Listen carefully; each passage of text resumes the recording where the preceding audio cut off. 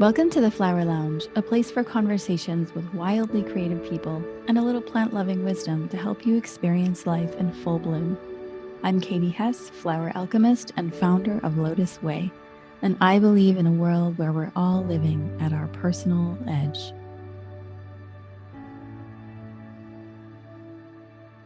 Welcome to this week's episode of the Flower Lounge. I'm really excited to have sitting with me here Madeleine Ryan, author of A Room Called Earth. She reached out to me several months ago and we connected. I read her book. It's fantastic. And I'm so excited to have you with us. Thank you, Madeleine. Thank you so much for having me, Katie. I'm excited to be here. So, do you want to tell the listeners a little bit about yourself for folks who aren't familiar with your work yet? Sure. I'm a debut novelist right now with A Room Called Earth, yes. So that's sort of got a lot of my attention right now, and I've been writing for a few years mainly on the topic of autism because I was diagnosed as autistic a few years ago. So that's also been in my life kind of recently.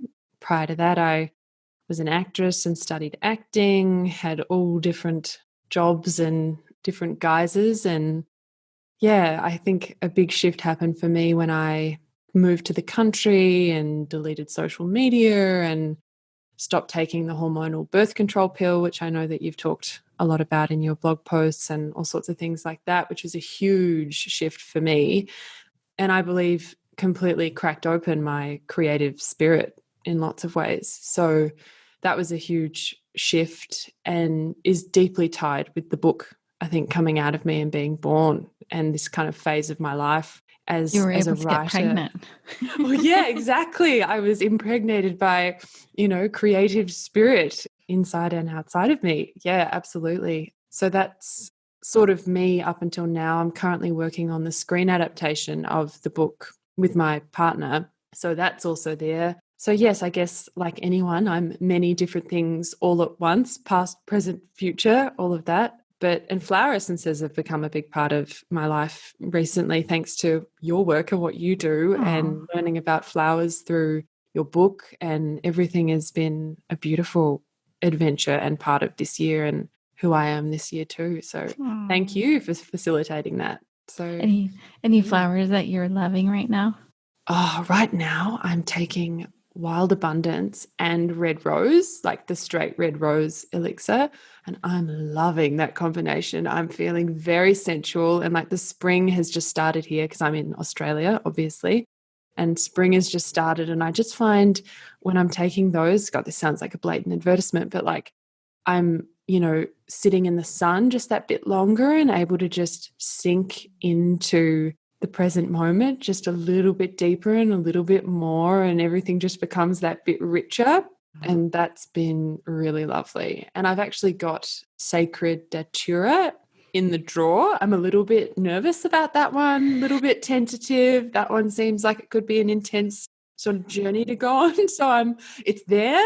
I want it. I'm totally down for it, but it'll just take a bit of time to get into the intuitive space where it feels right. But yeah, so that's been a part of me as well. And your book just came out, just launched. Congratulations. How's that been going? Yeah, good. It's been going good. It's been a really nice start. And I mean, every day is a bit of an adventure. I sort of don't know what to expect in my inbox. But it's been a very powerful birthing process in lots of ways, and sharing it and sort of being, I guess, exposed in a whole new way. But it also being separate from me. Like the book has its own life now. I mean, I do see the relationship that I have with the book and the character who's at the center of the book, kind of like a mother-daughter kind of vibe, or at least a close relative where she and the book are a part of me, but they're not me. They're like an extension of me. So I'm kind of overseeing it now, but it's not in that gestation process that it once was. And it also, is beyond that point where I'm collaborating with like the editors or, coming up with the imagery or, the blurbs to sort of support it and accompany it. Like that's all done. And it's kind of just creating its own life force now in the world. And yeah, that's a very, I think, I want to say humbling experience, because it's like my exposure is occurring at the same time as its exposure is occurring. And yeah, it's really powerful. And every day I don't know what to expect. So, and then the screen adaptation kind of creates this whole new life. It's like its sibling is being born now or something. So it's like, kind of overseeing these life forms. Yeah. Wow. So, yeah. And so you'd like to make it into a film? At the moment, we're looking at a series, like a kind of an anthology series. Yeah, I think there's quite a lot to explore in terms of the different individuals who are a part of the story. Obviously, it's all from the perspective of the protagonist. So it's all inside her head, the book. And she's a very dynamic, sensitive, honest, amazing creation who is such a joy to be inside of. And so I guess the book, though, the screen adaptation, at the moment we're kind of interested in the characters that come in and out of her awareness and their kind of inner life and consciousness is, and sort of exploring those, because I'm a big believer in kind of the soul of the book is, the idea that the individual is a universal sort of experience, or individual natures is what unites us, in my perception. So to tell stories kind of from that place of inside someone's mind, for me, is a real universal, all-encompassing act, which I think it can sometimes get distorted. It can become a bit me versus you, us versus them, my ideas versus yours, as distinct from, well, we're all having our own individual ideas, feelings, thoughts, memories in any given moment, and that's beautiful and multifaceted and miraculous. So whilst the book is a celebration of that, I also see the screen adaptation as a chance to explore those other characters and their inner lives as they come in and out of her awareness. So yeah, A Room Called Earth is a very rich little place. Yeah, I think that was what was the most relatable about the whole story, was just like, oh yeah, I've been in that place. I've been at that party. I've, felt that awkward. Just think it's like such a human experience, especially if you're introverted. Yeah, totally. And I mean, it obviously all takes place over 24 hours too in the book, because I think it's easy to also lose touch with how much happens in such a short space, because we're all living lives that sort of demand this externally oriented focus. So we're looking at the tasks that we're doing as distinct from that inner experience and the richness of that, and how many commonalities there are in those moments that we look over that we would have with other people, but we miss it because our focus is somewhere else. Sort of like really thoroughly comb through all of that. It's beautiful to think that you could connect with bits of it, because it's like, it is so rich, I guess. Yeah. So universal. Very, very, I believe. How did you come up with the title? Well, I had started writing the book already. I can't remember exactly how deep into it I was, but I have period pain on the first day of my cycle ever since I came off the pill. And I was in a lot of physical pain on this particular day. I can't remember what season it was. And I was just aching, and I'd had a bath, and I'd done all these things to try, and I'd taken the magnesium, and I was like trying to meditate, and the pain was just like screaming at me. And I went outside into our backyard. I think I was in a towel, but I was naked because I'd just gotten out of the bath, and I was like, okay, I'm still feeling kind of delirious. Nothing has worked. I went out and lay on the grass, and I looked up, and it was kind of glary, but I felt like I was in a room, like when I was outside. And I was like, oh my God, I'm in a room called Earth. I'm in a room. And it was just this really trippy experience of like the sky and the trees. It's like, I'm just in another room, like the same as I would be inside or down at the supermarket or anywhere. just in another room. And it kind of opened up my perception. And then when I came back to the story, I was like, oh, her mind is a room. Everything is a room. So many rooms, death is a room. Pre-birth is a room. Birth, like it like cascaded out of every pore, whatever that sort of feeling was. But essentially that our consciousness is a room in and of itself, full of difficult, beautiful, traumatic, transcendent things. And so that then I think fueled and helped to shape the rest of the writing process. But it also fit with what I'd already had. It just gave it a bigger context. So that's how the title came. Wow. And what percentage of, just out of curiosity, I've never written fiction before. So how does it feel, and like what percentage of you is that character, and what is just like you created a persona that's like not you? Yeah, gosh, in percentages, I'm not sure. I mean, it's definitely a dance between us, and I've brought, some of my experiences, but mainly the structure of my logic is kind of what I brought to her, like the way that I process moment to moment things or certain experiences that occur, or how I try to make sense of someone's behavior or something that's happened is all kind of taken from me. So like the structuring of her psychology, I guess, is a mirror of my own. But when it comes to the nuances of her experiences or the particular flavor that she gives her reflections, or that's kind of where we start to separate, or even what she chooses to say to others and how she chooses to interact. She's a lot more kind of direct and courageous, I think, than me. I falter in a lot of places where she sort of thrives and keeps kind of going, and I admire her for that, and I love that she's been a part of my life because of that. But so it's a dance. I don't know exactly the percentage though. I'd have to think about that a bit more. But I mean, I don't know if every book I would write would be as close to me as that, but this one certainly is. I really want to talk to you about creativity as sort of like this indulgent self-care. Is creativity indulgence? Is creativity a transformative method of awakening? Is it, so it's just like it's hit me at a particular time in my life where I signed up for this poetry course, and I think it's week 2, and it's a digital course. Completely missed the first week. Now we're on week 2. I might miss week 2. Yeah. And sometimes people will write to me and say like, oh my God, this poem that you wrote and you posted on Instagram, it's like I really felt something in there. I resonated with something, or that really meant something to me. And then I think, oh, well, that should give me permission to do it more because I really enjoy it. But then there's this, sometimes, I don't know if you experience this as well, where it's like, but that's just kind of frivolous and self-indulgent. And, so I guess the question among many that I have for you is like, when do you and how do you allow yourself this like open, sensuous experience of writing as a way to take care of yourself? And how do you like allow yourself to bring that into your life without feeling like I have to get all these other things done and that would just be something indulgent that doesn't, impact the world?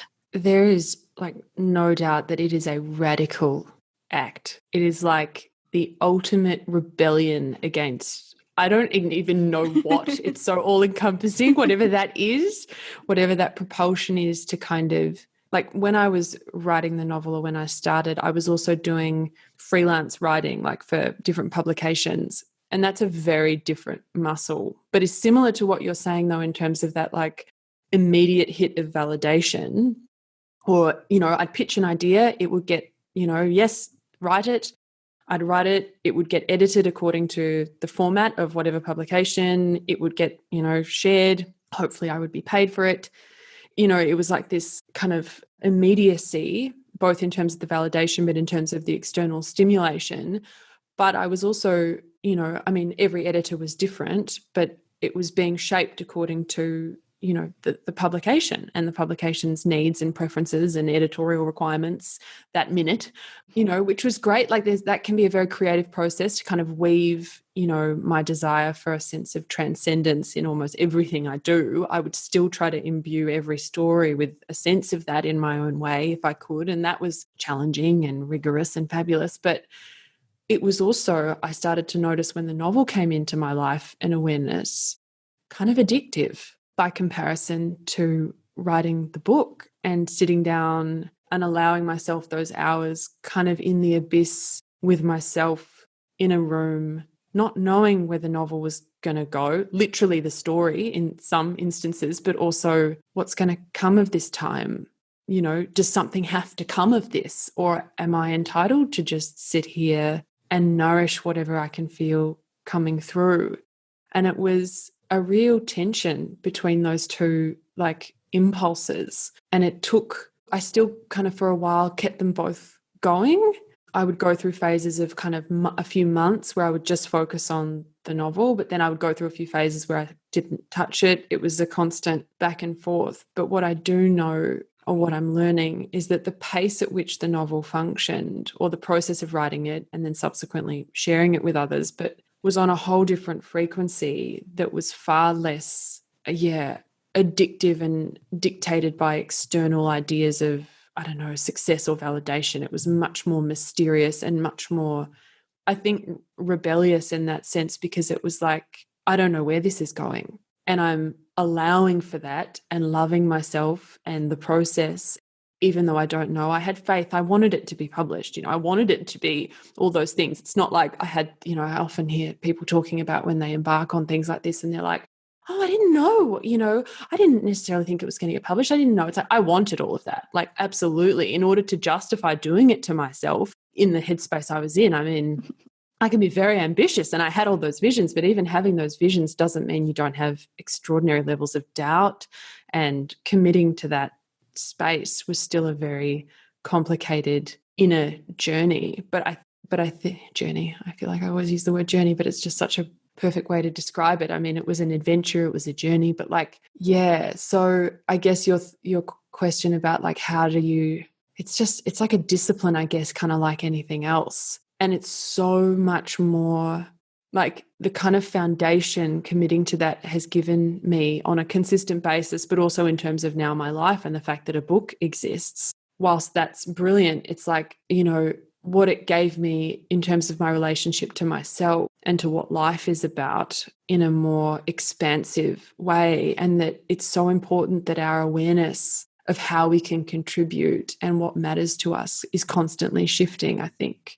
In a way, I think that that's a really inherent part of our natures that deserves more nurturing, that the calling to different things is worth listening to and attending to, because it might be different person to person. Like if you're drawn to poetry, that's you. If I'm drawn to the fiction, that's me. Someone else, it could, you know, it could be anything. Like I know people who had a drive toward like food, but switched it off because apparently doing food is just like, you know, so oversaturated and it's impossible and it's difficult and whatever. And it's like, but you are nourished by that. You have a creative spirit that comes through with that. And for me, I mean, I've always been, even if I've been muddled about which direction I'm going in, I have always had this sense that what gives me joy and a sense of relief is the most security, like committing to that is the greatest security that I can provide for myself, kind of intellectually, but also emotionally. If what I'm doing gives me joy, I'll keep doing it. You know,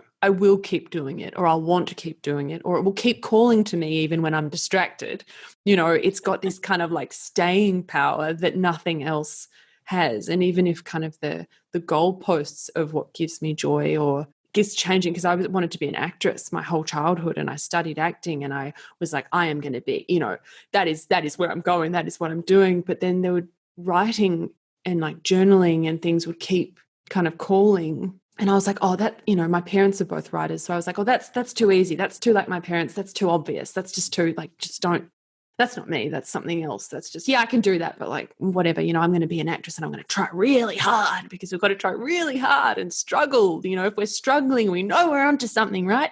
It's like, oh, wait a second. Maybe it's where the ease is actually where the truth is about what we're here to contribute, not where the struggle is, which doesn't mean that it's without challenge. It just means that those challenges take on a different like resonance when you're in the way of that flow or joy state, I think. So it was really getting to know the differences like qualitatively between the feelings of the struggle, the instant validation, the working in these systems, meeting needs, and then kind of this like radical, soft flow, ease space, and like trusting that and getting to know that more and letting it devour me. But it was definitely a dance. Everything's a dance and a journey, but it still is, I think. I hope that answers where you were headed with that. Do you ever have the sense, like if you're practicing writing and not working on a specific project that you want to get published, that you're like, am I wasting time? Or do you not have that conflict of, you know, like, is it enough for just you to be nourished by your creative spirit? Is that enough? Or does it somehow need to benefit other people in order to not be wasting time? Gosh, you know, I still think, if I'm really honest, I'm probably still a bit sticky around that. I've still got to feel like it's going to go somewhere in order to feel like it's, you know, I probably do. Like, if I'm really honest, you know, I envisaged it being shared. I think that was a really important part of it. And I don't know whether that's because, you know, a need for validation that's like unreasonable, or whether it's like, well, actually, again, just like our creative spirits might be inherent, that desire to have what we offer received and that kind of cycle to be completed, like to come full circle, I think is very natural. The scale at which that cycle has to exist is probably another question, like whether it's I'm contributing it to myself, my life, it's going to end up framed in my home, or a statue in my garden, or if it's going to be something I share with family and friends, or if it's going to be something that I want the whole millions of people to experience. You know, I think there's probably a variation on the scale, but I think that feeling of wanting to share and contribute whatever it is that you're nurturing has to be natural to a degree, because I don't think I can get around that. I don't know if I could. I mean, I don't know if I could sort of just, give it to myself without that feeling. I mean, there's lots of things that I've worked on that I haven't shared, but I always had the feeling that it would be shared to kind of propel me through that process somehow. I'm sure that there are other artists and all sorts of people that maybe would have a different relationship with that, but I definitely need that feeling of contribution and giving and receiving to kind of pull me through that. Yeah. And how about honesty? I know you mentioned the word honesty. Like, have you noticed in your writing, like, tell me about your writing and your creative process and honesty. What comes to mind? Well, I think I have quite a fraught relationship with honesty because, you know, I'm not sure if it's my autistic nature or what makes it so, but often my honesty, and probably everyone can experience this, isn't always met with open arms. Like, honesty isn't, as much as I think there's a cultural kind of campaigning for, you know, being real and being courageous and daring to be this, and, you know, like everybody be wild. Unless you say something that makes people uncomfortable. Exactly. There's like this enormous conditional love and conditional honesty, you know, and I think I've come up against that a lot in my experience, and it's also distorted my experience of myself, because there have been times when I'm like, oh, they said that, but their body language was this, and I'm pretty sure they didn't mean that. So I'll just ask them for clarification, and the person will be like, oh, no, that's not what I meant. And it's like, oh, okay, I must have gotten that wrong then. Like, I must be the one who's misreading things. Sorry. Like, but then, I don't know, weeks, months, years will pass, and I'll be like, wait a minute, I was totally onto it. They were saying what I thought. They were being indirect with me. And what eventuated was that my perception had been correct, but then I doubted it. So even if that initial point of honesty occurred, if it was rebuffed or if it was corrected or if it was whatever, then I started doubting myself, you know, and that would just, if that happens consistently enough, that idea of honesty becomes very, I think, tormented and, as I said, sort of distorted. So trying to peel away all of those, I guess, doubts, deceptions, delusions, but to also even figure out who I was underneath all of that and what voice had to come out. You know, I studied creative writing and literature at university and things, and I learned, you know, I don't know, all the different styles or studied all these different things, ways of writing and all these sort of rules and regulations about the way in which to express. And, you know, that had its value, and I don't doubt that it's influenced me in ways that I'm conscious and unconscious of. But I also had to undo all of that to figure out how to come from an honest place that sort of would transcend rules or something, or that was like, I had to stop reading fiction about, 10 years ago, and I deeply went into, I guess, the self-help sphere in a search for me underneath it all, the honest me, whatever that is in all of its, untouchable, expansive, constantly shifting state, which I've also learned is true to who we are. That kind of unable to pinpoint is an honest expression of the nature of human beings. This idea of an authentic self being a fixed thing is something else I take issue with, but honestly kind of examining it all without those deceptions and delusions or things we're trying to contort ourselves in and out of to like justify a better self-image or whatever it is, kind of spiraling around this idea of honesty makes me very interested in honesty. I think it's a lot more turbulent than, though it's a simple concept, it becomes very, very dense. But I'm interested in those densities now because I've been through, I guess, all the different extremes around honesty. But my work is very infused with an interest in that as well, and the kind of, I don't know, the illusions we spin for ourselves about all different things. Yeah, it's something I've been thinking a lot about because I'm working on a poetry book. I wrote a series of poems a couple of years ago, and it's so interesting to go back and edit them. So I wrote them during a time period of 2 years, and then I'm editing them during a time period of 2 years. And I can see the places where years ago I was in so much pain, like emotionally kind of heartbroken about something that I wasn't being. And when I talk about honesty, I don't necessarily mean like opposite is dishonest. I just mean like, like sometimes we struggle with something so much that it's like we can't fully hit the bottom of the barrel. So we just kind of like, but really it's okay, and it's going to be okay, and it's all going to turn out like how I want it to turn out in the future, right? We just kind of like fluff it up a little, like we go into the depths, and then it's like we kind of come back out and distract ourselves. And I just find it fascinating that you can actually see the habitual patterns of the mind in the writing. And then later, when you're kind of not as stuck in that like heart-wrenching moment, you can sort of let yourself go deeper and like land all the way into it now that it's not so painful. And I just find it so fascinating how writing or creativity, like you said, for some people it could be painting or building houses or blowing glass, how it is this continuous expression of what's real for us and what's happening in that moment as like our like neurotic, lovely mind, heart on a blank canvas, Yeah, totally. I think that a lot of forgiveness and acceptance and like clear seeing has to all happen at once. If you're going for the honesty, it's like it's got to become a very loving, very sensitive space very quickly,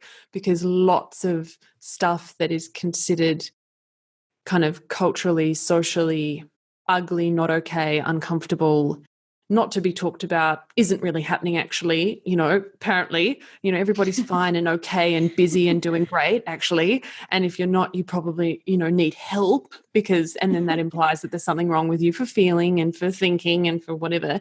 So it's like a lot of tenderness has to appear very quickly. Like also, even when I look back at my own work or when I was working on the book or whatever it is, looking back and then seeing the torment of the past self or whatever and being like, okay, how can I, with the perspective I have now, expand on that or hold space for that or let it go maybe, and that'll just sit there as a moment in time that will remind me of something, and then I'll move on to the next creative sort of space. Like it's like figuring out then its role. So I can imagine you kind of going back over that poetry and being like, ooh, I've actually evolved a bit more since that point where I explored that rage or that sense of betrayal or that, that beauty of what that meant to me has actually opened up. So I'll go back there and give it more, or I'll just leave that as it is for now. I think I'm still a bit raw, so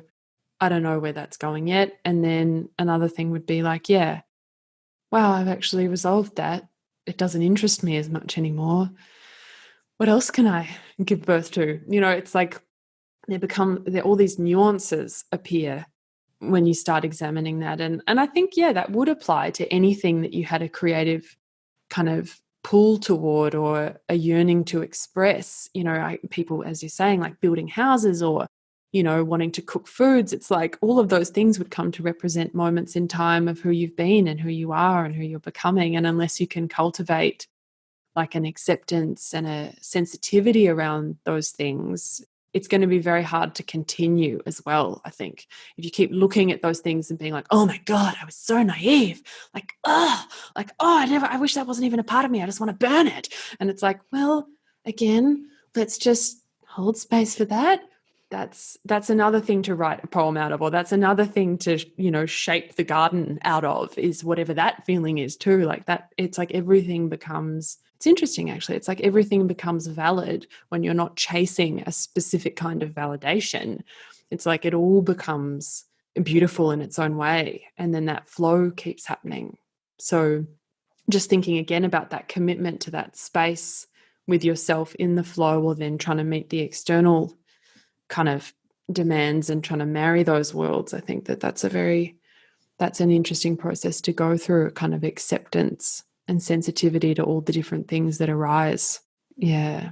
I think it requires so much self-compassion. And you might really see things about yourself that aren't so gorgeous. Yeah.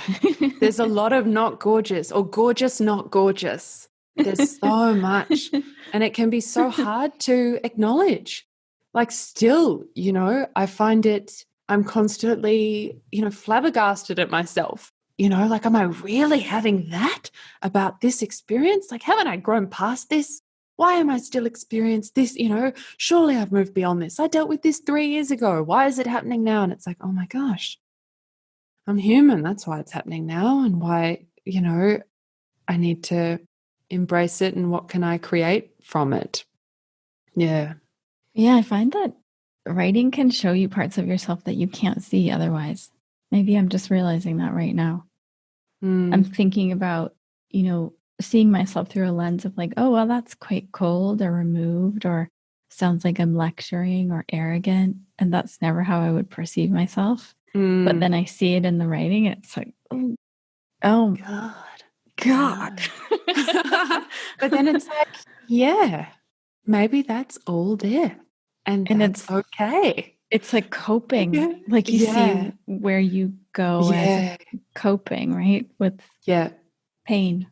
All the different coping mechanisms. And then it's fascinating to examine, well, how did I develop that part of myself that's, that I can see that? Like, how did that come to be? What can I learn about that, how that came to be? And, what does that mean for me now, if anything? Or can I just maybe accept it and roll with it a bit and like play with it and see what happens if I step into that place of like arrogance, or yes, I'm going to lecture and I'm going to do it right now, watch me doing it. Rah, and it's like, there's really nothing to say that that's not okay either. I don't know where this kind of inner moral assessment of our experiences or states has come into it, this kind of harsh judgment of all these different facets. Perfection. Perfection. Being nice and smart and perfect and, intelligent, but also detached and like all the it's like it becomes such a maze, whatever, and impossible. But stopping and reflecting on all the different facets and being willing to see them, I think it's also just a very rewarding and nourishing and fun experience too, because it's like we can never fully know ourselves. There's always more. And I know that, sometimes I'm in moments where I'm like, that is so exhausting. Like, I just want to have reached the oasis that, I imagine to exist in the, moments of difficulty that isn't here, that's somewhere else. I just want to get there. But often just allowing the unfolding is a lot more powerful. in terms of life experience and in terms of the trajectory of life. I can only imagine that allowing for all of that is a blessing as distinct from a curse. Allowing. And I love what you said about, who said we have to be so nice and perfect. On that note, there's a practice that I've been doing recently that it's a kind of like an adaptation of an ancient Buddhist practice. And it's where you essentially visualize parts of yourself that you find unbecoming, and you give them like a character, and you visualize them as this sort of like extreme of that character. And it just seems like if you're writing fiction, you can kind of like allow your imagination to help you along in that process. And the gentleman who taught me this practice, Anamtuptam is his name, and he was saying that when he's ever examining attachment in his system, like things that he feels attached to, like a mug or a piece of clothing or something, right? That he imagines that part of himself to be like the character Gollum in Lord of the Rings. Because it's so funny, right? Yeah. And I think the way that you described it earlier is like making just enough room for humor to come in, that it's like you laugh and there's enough space for it to all fit in the room. Yes, in the room. Yes, absolutely. Yeah, I think that, and I mean, Gollum is such an interesting one. I think we've all got Gollum, and I think that's why Gollum was so striking as a creature and as a symbol, because that he's such a part of us. And I mean, imagine what happens if you see that part of yourself or of others, and you can, well, maybe laugh, maybe, welcome him, him, it's like you become so much more resilient in that moment too, somehow, when he's not frightening and gross and like a weirdo anymore, which, he is, but it's like there's this beauty about it as well. And I mean, I think nature and flowers are an amazing testament to whatever we're discussing too, because it's like, that thing of everything has its place and its role. And if you can, nurture it and give it a fertile environment and accept it for what it is and tend to it, just like Gollum, just like anything, you can kind of create a much more dynamic life probably, and a much more resilient nature. It's when you're kind of trying to change Gollum. Like, who would try to change Gollum? Like, who would bother being like, just chill about it? Like, the ring, like whatever, like just relax. It's like, you're never going to, you've just got to learn how to, manage and accept Gollum's nature in order to know how to handle Gollum. Lots of Gollum. But I think he's a great symbol. And I also think, like what you were saying about how powerful the process of writing is, and whether that's through the creation of, as we're alluding to, like anything, I find to articulate something like the spoken word, or I guess some people would perhaps speak through what they created with their hands, or even developing a business or whatever it is. But I love reading ancient Egyptian texts, and you've brought in some Buddhist texts, so I'll bring these to the table too, because their attitude toward the spoken word, like the ancient Egyptians were like, this is the most powerful act, to actually articulate something and to bring it into the world, whether it is through a word or whether it's through making something physically. Often the word comes first though, because you have to think of the thing that you want to make. And maybe it's an image in your mind, or maybe it's a spoken word, or maybe whatever. But that process is like a magic wand, or like an extraordinary power. So to understand that, and to then also understand that how you use your words and the thoughts and the images precedes your experience, means that, if you are presented with that Gollum-y part of your nature, let's say, just the more difficult aspects, and you, on top of that, try to articulate something away from it, or you try to, it's like immediately that's very powerful. Like just your perception of that creates an experience or creates something. Like every word, every thought is a creative force, essentially.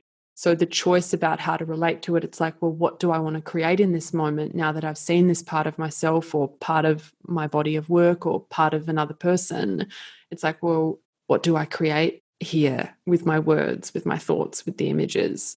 Because I think for some reason, I'm not sure how it's happened, but we have probably lost touch with whatever that power is in our awareness.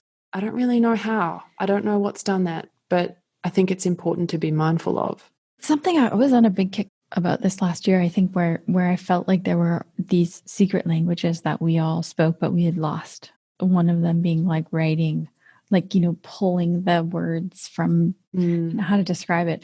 Or like if you and I were to do like a mirroring dance together, or follow each other's body language, or create a movement conversation based out of movement, or like convey something through movement. It feels like there's so many languages that we know inherently as humans, but we're not using them. And the more that we use social media, it's like the kind of the tighter and tighter, further away from that sort of wild, spacious, exploratory essence we go. I think it's really easy to forget that social media is a very rigid template of expression. It's because I think we're so used to looking at certain templates, like whether it's in our emails or on those platforms.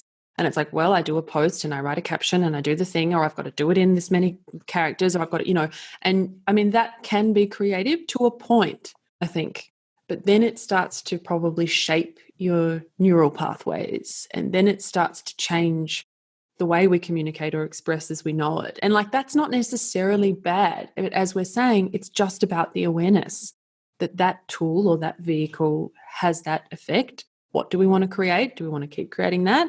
Or we create a certain part of ourselves through that, but then we have to make sure that there's the mirroring movement vibes, or there's the whatever else it is, to understand that we're also more than what comes through on those particular, very specific templates and platforms for expression. And I mean, I've developed quite a strong belief that in lots of ways, autistic people, because we are technically suffering from a different way of communicating that is a struggle, or it's defined as a struggle. I don't think it's a struggle, but I think it's defined as a struggle a problem that needs to be fixed about the way that the communication is occurring. I actually find that the autistic experience is just more ways of communicating and different ways of communicating that might be unexpected or hard to interpret for someone who's coming from a certain template of expression and social exchange.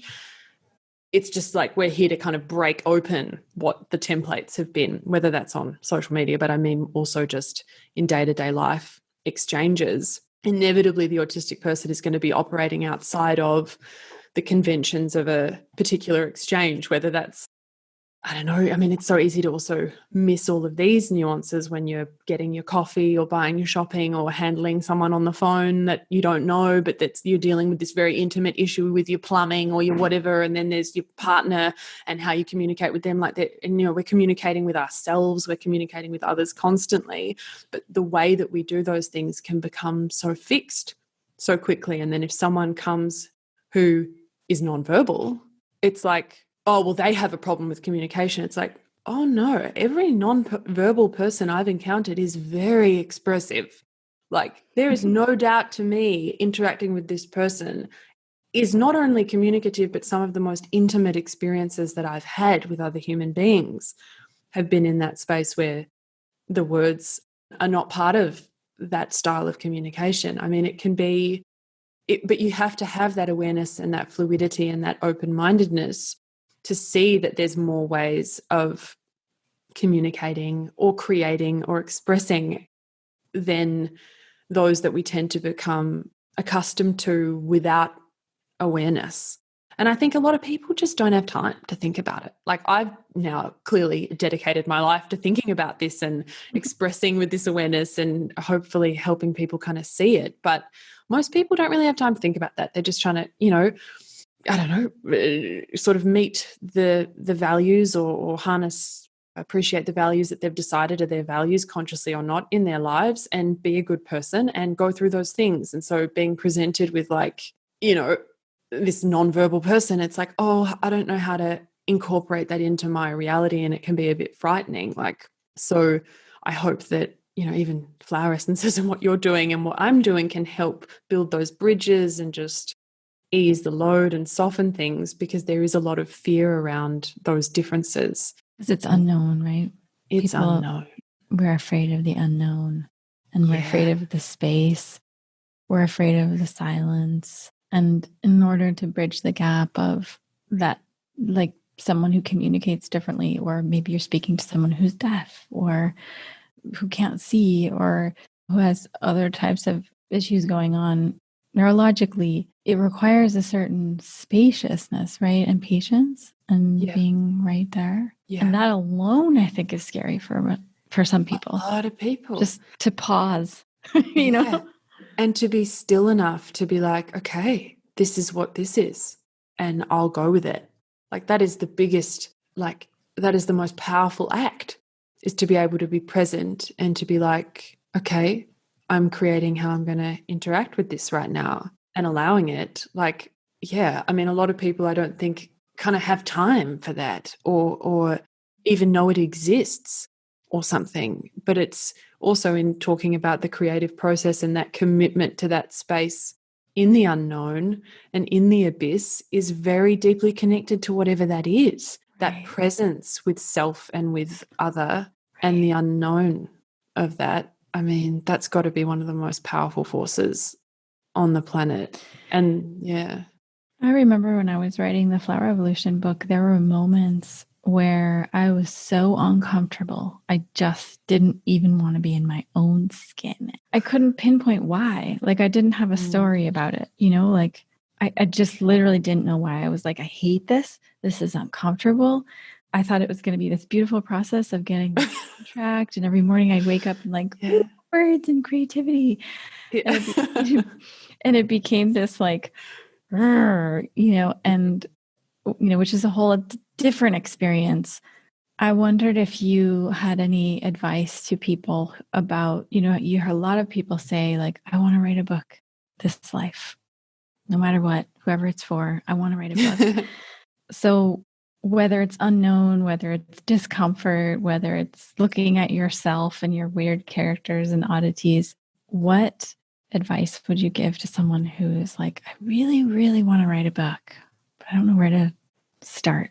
Man, I kind of made a pact with myself that I would never advise, that I'd be like, I would, it's like, I have nothing to say, and I hope that you'll thank me for that one day, So I'll start by saying that.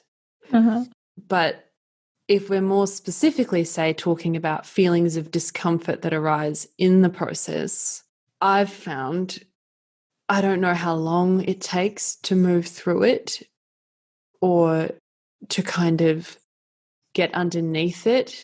Those moments sort of have their own life force to them, but they're very, very powerful, and they are a test, and they're there for a reason, and they will show you something. You might not want to see whatever it is. You might, need to change if you listen to what those moments say, but they are probably the most valuable moments in the creative process. And I think that there is a real misconception. I'm all about the joy and the effortlessness and the ease and the flow. So when you go into things with that mentality, it can be very easy to then get into a bit of a bungle when you're like, oh, that's a bit hard. It's not meant to be hard, so I'll just not do that, actually. I'll go find somewhere else where it's going to be ease. It's like, no. How do I move? It's like I'm getting an image of like a river, but it's like, how do I move with the discomfort? Like, allow my choice to be joyous, full of ease, effortlessness. How can I imbue the discomfort and allow it to sort of unravel gently so I can see it a bit better and keep moving with it, rather than giving up on it, cutting it out, pretending it didn't happen, trying to fix it, it's like, okay, how can I just move with it and like learn from it? Because I've seen too many people hit that point, stop questioning, stop wanting to deal with it, stop, like really, really gifted people who are absolutely doing what they're meant to be doing, whether it's music, whether it's, you know, filmmaking, whether like whatever it is, and hit these points of even rejection, you know, can bring those moments of discomfort and like questioning. And it's like, if you know that this space is your flow space, like that it's got the markers for what gives you joy, what enables you to feel most at peace with yourself. If you have that like in your arsenal in those moments, it's like, stay with it. Just stay. Even gently, you can have a little breather. Even that's fine. But please, like, don't give up, and don't see those moments as a sign that you're not meant to be cultivating that or exploring that. I think that's a really dangerous seduction of, I don't know what part of who we are kind of starts to go, you know, bit hard, not going to do that, or definitely a sign for all the doubt to like invade now when that happens, which it will do. Like that will happen. Like doubt is there. It's not going anywhere, but just be gentle, just stay with it. There's something in it for you. Like keep going. So whilst I don't want to give any advice, I will speak to those moments because I think that they're a huge integral part of any process. Can you speak a little bit to how you feel yourself changing, transforming, evolving as your writing or your work is evolving? Oh, gosh, yeah, it is endless. Like what I've become aware of through the process of having this book published about my own nature, you know, and how I interact with others or how I tend to my creative projects. It's like more and more awareness sort of keeps being born around it, and how I want to interact with people in my life, how I want to interact with those kind of creative impulses just keeps shifting. And I become more and more aware of things that it's like, oh, you know, I don't need, like, I have a tendency, I think, to kind of overcompensate, like to overgive, to overshare, to over. And it's like, I still want to be sharing and contributing, but I feel like there's a place where I can do it, because I have a tendency to burn out and to sort of overwork and to overbook myself internally and externally.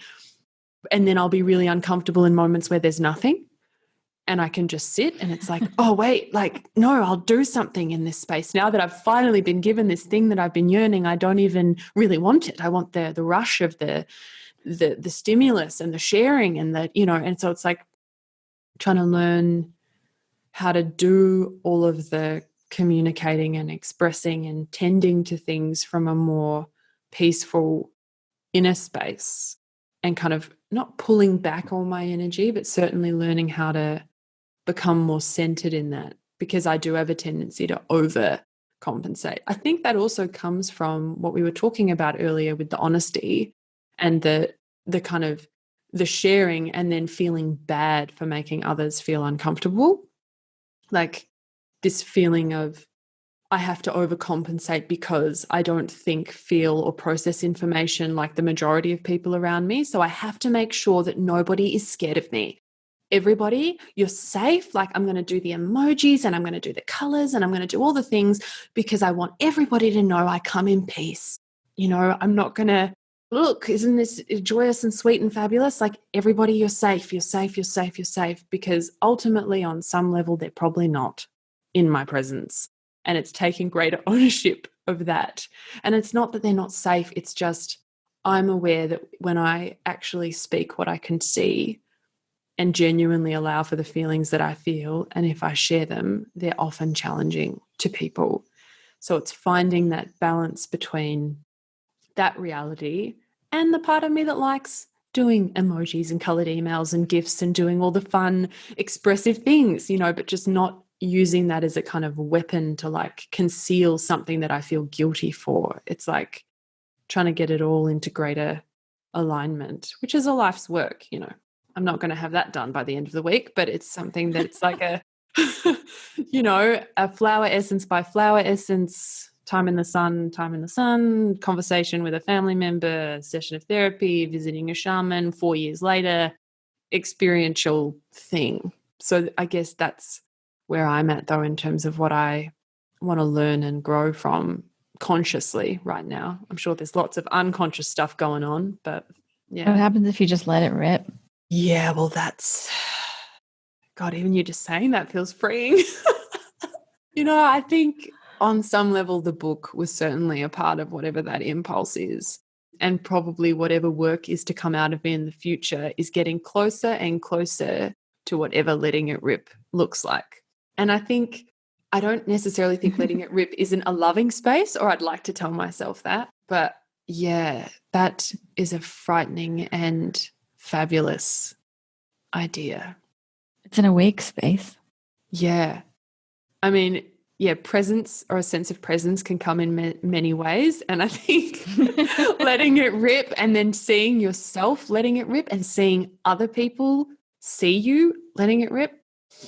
I don't know. I mean, I feel like the men in my life have found that easier. I don't want to become too gendered in ideas about this, but like, I think I've been a bit scarred around the idea of what that looks and feels like, because there's this kind of broken masculine energy where men, or culturally, we seem to resort to this idea of like rage and anger is letting it rip, and being in this space of like, blah, blah, blah, blame, blame, blame, blah, blah, blah. It's like I've been very scared of that, or not wanting to be that. But when you just said letting it rip and I thought about that, there was like this, it can also be perhaps a very clear, clarifying, cleansing space, as distinct from one that becomes irresponsible or violent in nature. It could become purifying. That sounds pretty good. Yeah. Sounds like something we can aspire to, right? Definitely. Yeah. Yeah. Okay, I have 3 like very speedy questions for you. Okay. If you were a body of water, what would you be? Right now, a river with lots of rocks to run around. If you were a flower, what flower would you be right now? I'm seeing peony. And I don't know if that's because that's what's in the book or why that came, because part of me feels like surely I force way too much and I work way too hard to be peony. Peony's so open and expansive and soft, but I'm feeling peony. And if you were a dessert, how would you describe it? A vegan tiramisu, if it was possible. That is the first thing that's come into my head. Something creamy, but like nourishing, and that has harmed nothing. Yeah. Yeah. I don't even know if a vegan tiramisu is possible, but if it was, I'd be it. With a little liquor and coffee. Yeah. Yeah, definitely. Okay. So last thing is there anything that you commonly find yourself sharing with others, words of wisdom, or just kind of like something that naturally comes out of you in this moment for the listeners or for the universal stirrings? Yeah, I often find myself, and it's coming up in this moment when you ask me that an idea of, or not an idea, but belonging and feelings of belonging are at the core of, I think, all my work, alongside this sort of feeling of wanting to transcend and to find the space of joy even through difficulty. Knowing that we all belong just as we are is really powerful to me, and something that I would want my work to share and this conversation to share, and the kind of okayness of all the different facets of the human experience. Because in my perception and in my own experience, the feeling that we have to constantly be working to earn a sense of belonging, and I've certainly gone through that a lot socially, with my family, with partners, even in my body. Sometimes it's like I have to work hard to like earn having a body, that I have to really work at it to make it healthy, as distinct from, hey, it's all right. No matter what the struggle is, no matter what the moment is presenting, we all belong here. We're all meant to be here. And that's what unites us. That's I guess, the wisdom that I feel compelled to share, but also to imbue everything I do with at this time. Love that so much. Yay. Thank you for all the joy and creativity and courage that comes through you. And thanks for being with us on the podcast. Oh, thank you so much for having me. It's been a wild, lovely, loving ride. Thanks, Katie. Absolutely. We'll put in the show notes your website and your book, A Room Called Earth. Great. Thank you.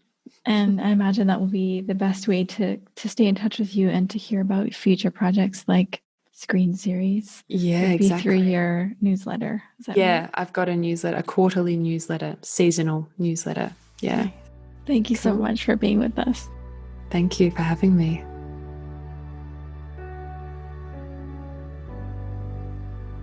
Thank you so much for listening to The Flower Lounge. I'm Katie Hess, and we'll be releasing a new podcast every Wednesday. If you like what you heard, or you know someone who might be touched by our conversation, share it with them. And don't forget to subscribe. To find out what your favorite flowers mean about you, take the quiz at LOTUSWEI.com.